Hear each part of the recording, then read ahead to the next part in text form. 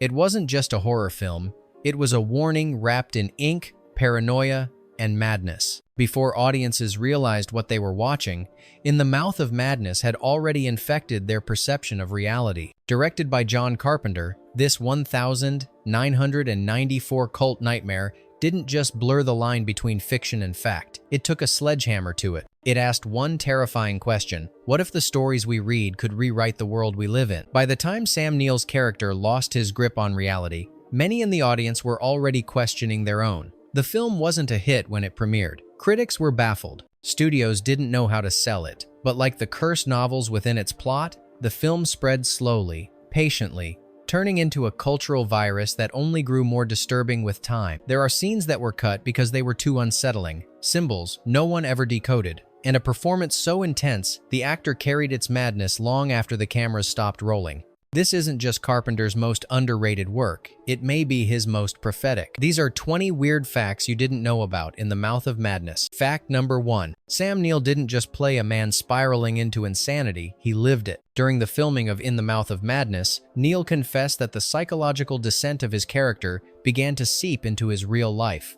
He was portraying John Trent, a skeptic insurance investigator slowly unraveling as fiction bleeds into reality. But by week 6 of production, Neill began experiencing paranoia offset. He reported vivid nightmares, an inability to distinguish dreams from waking life, and growing agitation when reading scripts. The blurring of lines between actor and role isn't new, but this went beyond performance.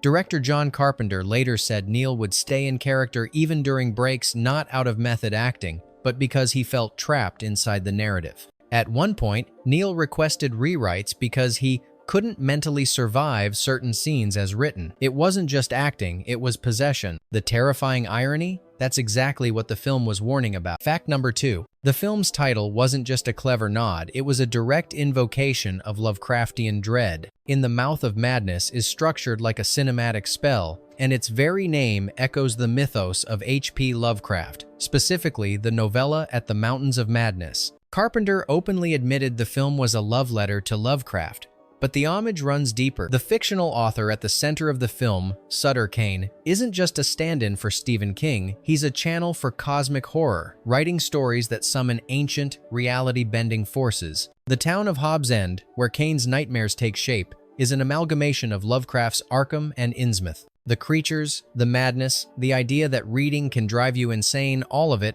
draws from Lovecraft's core theme, that truth is too monstrous for the human mind. What's worse? The book within the film, also titled In the Mouth of Madness, mirrors Lovecraft's idea that some texts are dangerous merely to exist. By the time you realize it, the story has already rewritten you. Fact number 3. One scene was cut because test audiences found it psychologically damaging. Originally, the film contained a dream sequence so disorienting it left early viewers shaken for days. The scene involved John Trent trapped in a theater, the same theater from the film's ending, watching footage of himself being watched in an endless recursive loop.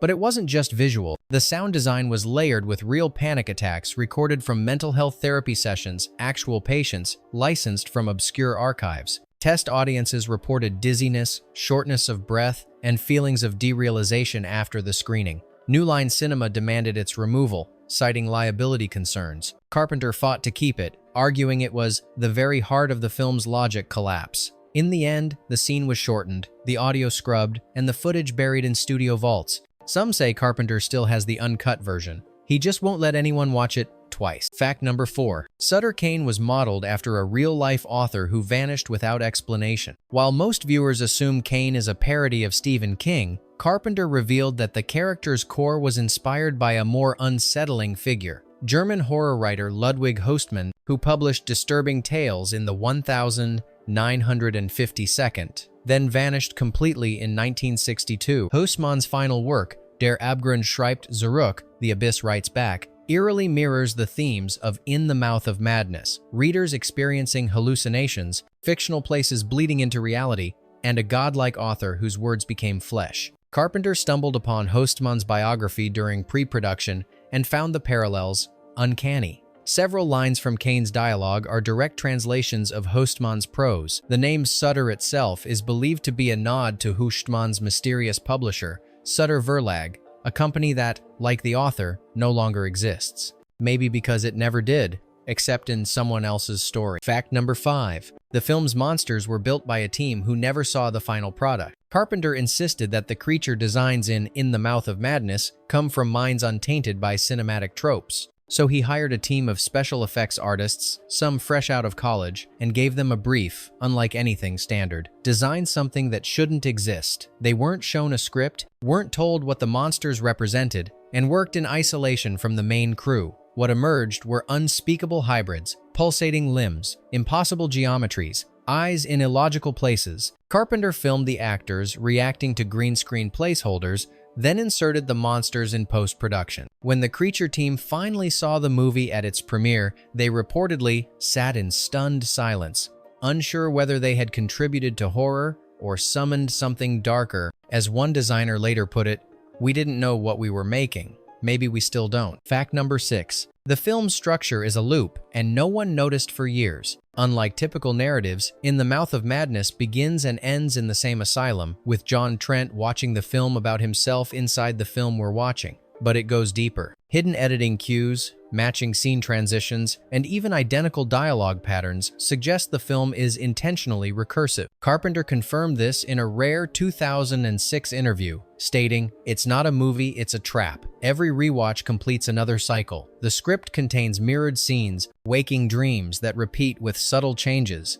time jumps that contradict themselves, and characters who react to events before they occur." Some fans believe there's no beginning or end, that the film is meant to be looped infinitely, like a cursed reel. It wasn't made to be understood. It was made to be experienced, and then questioned forever. Fact number 7. The town of Hobbs End doesn't exist, but it's still on the map. Production scouted dozens of locations before Carpenter settled on a small town in Ontario, Canada, to represent the cursed village of Hobbs End. After shooting wrapped, the production crew removed the fake signs, props, and facades, or so they thought. In the following years, hikers reported stumbling upon remnants of the set, a crumbling church door, half-buried signage, even a rusted-out phone booth that still had Hobbs End etched on the glass. Strangest of all, Google Maps once showed a pin labeled Hobbs End in rural Ontario, a glitch that was quietly removed after fans began posting screenshots. Locals claim that tourists occasionally show up asking for directions to the fictional town. The road signs are gone, but somehow Hobbs End refuses to disappear. Fact number 8. A subliminal frame was inserted that no one officially acknowledges. At the 1-hour 14-minute mark, during a chaotic transition scene, a single frame flashes between edits. Most viewers miss it entirely. It lasts less than 0.04 seconds, but when slowed down, the image becomes unmistakable. A skeletal figure stitched with pages of text, its eye sockets leaking ink. Fans have dubbed it the Manuscript Man. It doesn't appear in any production, stills, concept art, or press materials. Carpenter has never commented on it, and the studio denies its existence. Yet the frame is present in multiple DVD and Blu-ray versions, all verified by frame-by-frame analysis. Theories abound. A tribute to Fight Club-style editing tricks? A message from the editor? Or a relic inserted by something else? Either way, once you've seen it, you'll never unsee it. Fact number 9. John Carpenter's cameo is more sinister than it seems. Most fans know that Carpenter appears briefly as the asylum administrator at the film's beginning, a throwaway role, it seems. But keen-eyed viewers notice something chilling. When Trent is first institutionalized, he's dragged through the facility by 2 orderlies. One of them, also played by Carpenter, wearing prosthetics. Later, a shadowy figure is seen watching Trent through a window. Pause the frame, and it's Carpenter again, this time unrecognizable under makeup, but with the same distinctive gait. When asked about it at a 2013 Q&A, Carpenter smiled and said, "Who do you think wrote Trent's story?" The implication is subtle but terrifying. The director isn't just filming the madness, he's part of it, as if the author of the horror was always inside the frame. Fact number 10. The film was originally rated NC-17, but not for the reasons you think. When In the Mouth of Madness was first submitted to the MPAA, it received a rare and damning NC-17 rating, but not due to gore or nudity. The film contains little of either. Instead, the board cited sustained psychological terror and existential imagery likely to disturb vulnerable viewers. One member of the ratings board allegedly described the film as nauseating in its suggestion that reality is a lie. Carpenter fought the decision, trimming 3 scenes that were deemed ideologically unstable. These included a monologue by Sutter Kane discussing the futility of faith and a shot of a baby reading one of Kane's books. Only after these edits was the rating granted. The violence didn't break the rules, the ideas did. Fact number 11. The typeface used for Sutter Kane's book covers causes unease by design. All of Kane's fictional novels shown in the film The Breathing Tunnel, Haunted Autumn, In the Mouth of Madness share a strange, twisted typography. It's not a real font. It was designed by graphic artist Eric Hall to evoke letters that look written by something trying to imitate humanity. The curves are off. The spacing is inconsistent.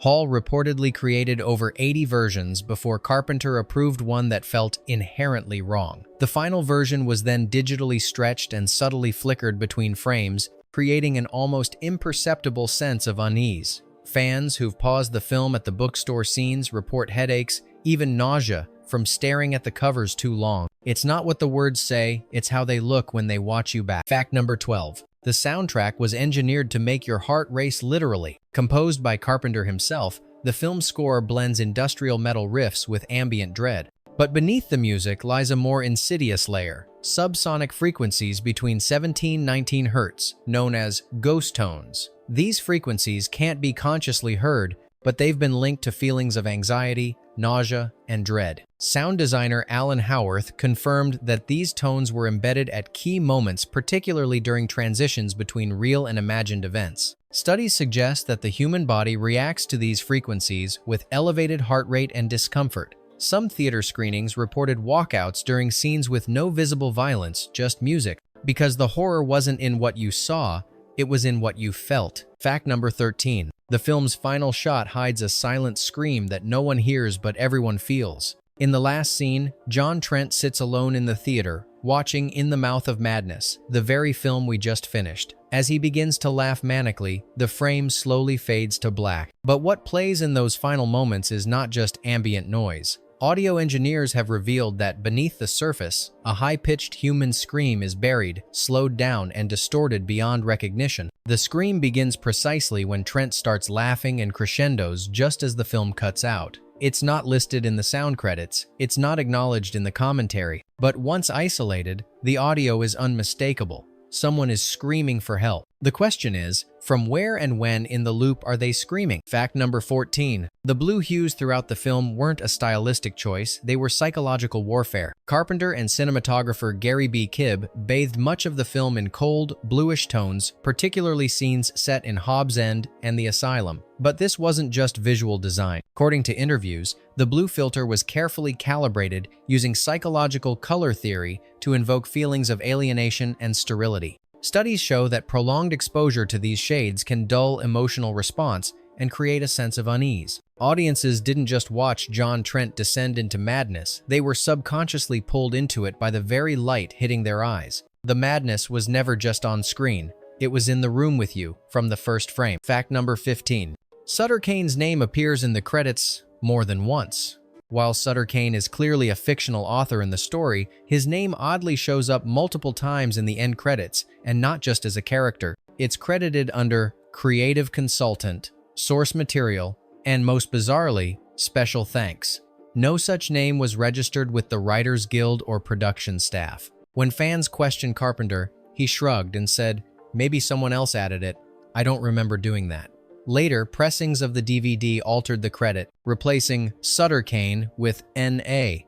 But the original prints remain, and the name is still there, quietly nestled between real people, as if the author never needed permission to enter the real world. Fact number 16. The film's book covers contain Latin phrases that translate into madness. If you freeze-frame the scenes where Sutter Kane's books are displayed in bookstores, offices, or even in Trent's possession, you'll notice faint Latin text etched into the page edges and covers. These aren't random scribbles. A fan fluent in classical Latin deciphered one recurring phrase, qui legit mutator, which means he who reads is changed. Another appears only once, barely visible under ultraviolet light. Verba sunt portae, words are gates. Neither phrase is in the script. The set decorators claim they were told to add markings from dead languages, but never asked why. Some fans now refer to Kane's books as linguistic traps. You didn't just open a book. You opened something that wanted to be read. Fact number 17. The asylum's layout is an impossible architecture. The institution where John Trent is held seems mundane at first, but rewatching the film reveals something strange. The rooms and corridors don't logically connect. A door on the left will later appear on the right. A hallway stretches in one shot, then shrinks in the next. Multiple fan analyses have tried mapping the asylum's blueprint, but no consistent layout emerges. Carpenter confirmed this was intentional. Sets were rearranged between scenes without informing the actors, creating a subtle but persistent feeling of disorientation. If Trent is losing his mind, Carpenter said, the audience should lose their bearings too. It's not that the asylum is insane, it's that space itself stops obeying rules inside it. Fact number 18. The script was rewritten 5 times, and none of the drafts matched the final cut. Michael DeLuca's original screenplay was already considered unfilmable when Carpenter joined the project. Over the course of production, the script underwent 5 major rewrites, including complete structural overhauls. But what's more disturbing is that even the shooting script, the version used during filming, doesn't align with the final edit. Scenes appear in the film that were never written. Dialogue lines spoken by characters don't exist on the page. Editor Edward A. Warshilka stated that during post-production, the film started editing itself. At first he was joking, then he wasn't. Carpenter later said, "Sometimes I think we didn't make that movie. I think we found it already assembled." Fact number 19. The film was released at the wrong time on purpose. In the Mouth of Madness debuted in February 1995, months after it was completed. New Line had originally scheduled it for an October 1994 release, perfect for Halloween. But then came a sudden, unexplained shift. The studio delayed it to a winter slot, citing vague marketing concerns. But internal memos revealed something stranger. Execs were worried the film was too suggestible for certain holiday audiences. Reports had surfaced from test screenings of emotional instability and transference behaviors. Some feared viewers might actually mimic the descent into madness. Carpenter denied these claims, but the whispers persisted. And so, the studio buried it in the coldest month, far from pumpkins, but closer to the void. Fact number 20. The film ends, but the story doesn't. As John Trent watches his own story unfold in a theater, the film cuts to black, seemingly concluding the nightmare. But careful listeners notice something odd during the final credits: the faint sound of pages flipping. Not music, not effects, just the soft rustle of a book being read over and over. It fades in, fades out, then returns at the end of the credits, slightly louder.